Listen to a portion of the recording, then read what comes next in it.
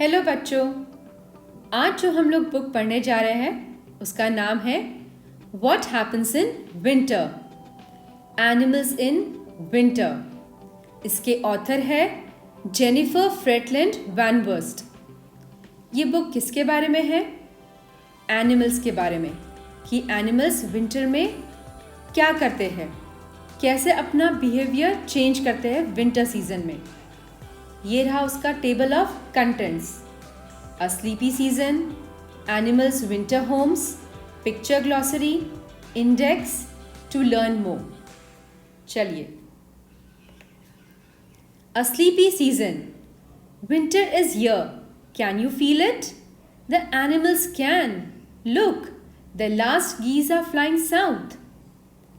क्या कह रहे हैं यहाँ पर कि विंटर कैसा एक स्लीपी सीजन है, बहुत ठंड होती है, तो हम भी सोते हैं कि नहीं विंटर्स में ज़्यादा टाइम के लिए।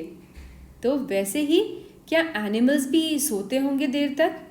और जैसे यहाँ देख के पिक्चर में दिखाई दे रहा है ना, सारा स्नो है, तो कैसे महसूस हो रहा है ना कि स्नो में ठंड लग रही हो हमें। तो क्या बर्ड्स और एनिमल्स को भी ठंड लगती होगी? हाँ, उन्हें भी ठंड महसूस होती है। इसीलिए तो ये गीज़ जो है नॉर्थ से उड़कर साउथ की तरफ जा रही है, ताकि साउथ में उन्हें थोड़ा सा वार्म, थोड़ा सा गर्माहट मिले, क्योंकि नॉर्थ में तो विंटर है। Animals slow down, they save their energy, they try to stay warm. Animals जैसे डियर, एंटेलोप, ये सारे धीमे हो जाते हैं। उन्हें अपनी एनर्जी जो बचानी है, एनर्जी, ऊर्जा अपनी सेव करने के लिए। लेकिन क्यों सेव करना है उन्हें एनर्जी? क्योंकि विंटर्स में ज़्यादा खाने के लिए मिलता नहीं है, सब जगह स्नो होता है, काफ़ी ठंड रहती है, तो इन्हें खाने के लिए ज़्यादा चीज़ें मिलती नहीं है।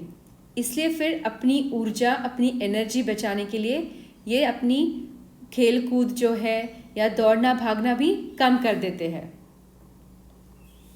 Some animals sleep. Mama bear is in her den. She will sleep there all winter. अभी जो हमने देखा कि कैसे एनिमल्स अपनी ऊर्जा बचाते हैं, अपनी एनर्जी बचाते हैं, वैसे ही बेयर भी अपनी एनर्जी सेव करने के लिए पूरे ठंड के दिनों में सोता ही रहेगा। She wakes to give birth. Look at her cubs. Then she goes back to sleep. सिर्फ जागती है मामा बेयर कब? जब नए बेबीज आने वाले हो। बेबीज आते से फिर मामा बेयर सोने चल जाएगी। A frog rests under water. He will stay there all winter. How will he breathe? Through his skin. और मेंढक तो पानी के नीचे जाके छुप जाते हैं वहाँ जाके, और पूरा विंटर वहीं पे रहते हैं। तो फिर पानी में ये सांस कैसे लेता होगा? अपनी स्किन से। बाहर जब ज़मीन पे रहते हैं तब ये अपने नॉस्ट्रल्स यूज़ करते हैं, अपनी नाक यूज़ करते हैं सांस लेने के लिए। लेकिन जब पानी में रहते हैं तो अपनी स्किन से सांस लेते हैं। इसीलिए तो इन्हें एम्फीबियंस कहते हैं। एम्फीबियंस ऐसे एनिमल्स जो ज़मीन पर भी रह सकते हैं और पानी में भी रह सकते हैं। In the fall this hare was grey. Now his fur has turned white. He blends in with the snow. In the fall से क्या मतलब है? जो ऑटम सीजन होता है उसे फॉल भी कहा जाता है। तो उस समय ये खरगोश जैसे दिखने वाला जो एनिमल है, उसके बाल जो थे ये ग्रे थे। लेकिन जैसे ही विंटर सीजन जब बर्फ़ होती है तब इसके बालों का रंग भी बदल जाता है। जैसा स्नो वैसे इसके बाल भी वाइट। क्या आप सोच सकते हैं ऐसा क्यों होता होगा? बिल्कुल सही, क्योंकि अगर ये ऐसा ही ग्रे कलर का रहेगा विंटर के दिनों में भी जब स्नो है, तो सारा जब स्नो रहेगा वाइट, तो उसमें तो कोई भी इसे आसानी से देख सकेगा, और जो इसका शिकार करने आने वाले होंगे वो तो इसे जल्दी से स्पॉट कर लेंगे, जल्दी से ढूंढ लेंगे। तो अपने प्रेडेटर्स से बचने के लिए, जो इसका शिकार करने आने वाले हैं उनसे बचने के लिए, खरगोश जैसा ये जो हेयर है ये अपना बाल, अपना फर का रंग बदल लेता है, ताकि जैसा स्नो वैसा ही अपना रंग वो ब्लेंड कर सकता है उसके अंदर, स्नो के अंदर छुपने में उसे आसानी हो। और इसे क्या कहते हैं? कैमोफ्लैजिंग, कैमोफ्लैज करना। A hungry fox hunts. She does not see the hare. She will look elsewhere. देखा, जब हेयर ने अपना रंग बदल लिया, वाइट हो गया था, तो स्नो में तो उसे फॉक्स ढूंढ ही नहीं पाया। फॉक्स को तो बहुत भूख लगी थी, लेकिन उसे समझा ही नहीं कि ये स्नो है या कोई हेयर भी छुपा है वहाँ पर। इसलिए अब उसे कहीं और जाना होगा अपना खाना ढूंढने के लिए। और फॉक्स ये तो एनिमल्स को खाता है, तो ऐसे एनिमल्स को हम लोग क्या कहते हैं जो दूसरे एनिमल्स को खाते हैं? कार्निवोर्स। बिल्कुल सही। A squirrel sleeps in a leaf nest. She has food stored. She wakes to eat. ये हमारी गिलहरी बहुत होशियार है। गिलहरी, इसे मालूम है कि विंटर्स में से खाने के लिए ज़्यादा चीज़ मिलने वाली नहीं है, तो इसकी तैयारी ये पहले से करती है।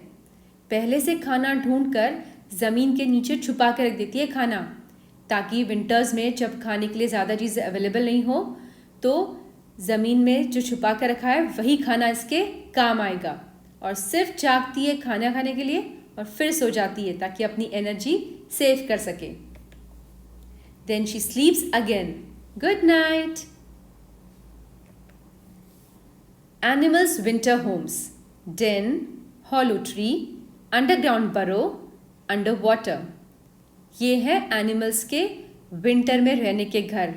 डेन, जैसे हमने देखा था, बेर, मामा बेर जाके डेन में जाके सो रही थी। हॉलो ट्री, जो ट्रीज़ का टहनी ये होता है, ट्रंक होता है, उसमें भी कुछ बर्ड्स वगैरह जाके रहती है। फिर ज़मीन के नीचे भी गड्ढा करके कुछ एनिमल्स रहते हैं, उसे कहते हैं अंडरग्राउंड बरो। और अंडर वाटर, जैसे फ्रॉग पानी के नीचे जाकर रह रही थी। पिक्चर ग्लॉसरी: ब्लेंड इन मतलब to look so similar to the surroundings that it is hard to see. Blend in से मतलब है कि अपने आजू बाजू के परिसर के जैसे, अपने सराउंडिंग्स के जैसे ही पूरा अपने आप को बदल लेना, ताकि जो शिकार करने आ रहा है वो तुम्हें आसानी से देख ना सके, स्पॉट ना कर सके। Hare: animals related to rabbits but with longer ears and hind legs. तो हेयर खरगोश जैसा ही एक प्राणी, लेकिन इसके कान थोड़े से खरगोश के मुकाबले लंबे होते हैं और पैर भी थोड़े से लंबे होते हैं, ताकि इसे दौड़ने में भी आसानी हो और दूर से ही सुनाई दे इसे कि कोई अगर उसे शिकार करने आ रहा हो तो। डेन: द शेल्टर और resting place of a wild animal. यही हमने अभी देखा था। डेन, जहाँ पर लायन या फिर बेयर जैसे एनिमल्स रहते हैं, उसे हम लोग कहते हैं डेन। नेस्ट: द होम और शेल्टर ऑफ एन एनिमल। तो नेस्ट में कौन रहता है? बर्ड्स, स्क्विरल्स, ये सारे। होप आज का वीडियो आपको पसंद आया हो, और ऐसे ही इंटरेस्टिंग वीडियोस के साथ में फिर मिलेंगे। बाय बच्चों।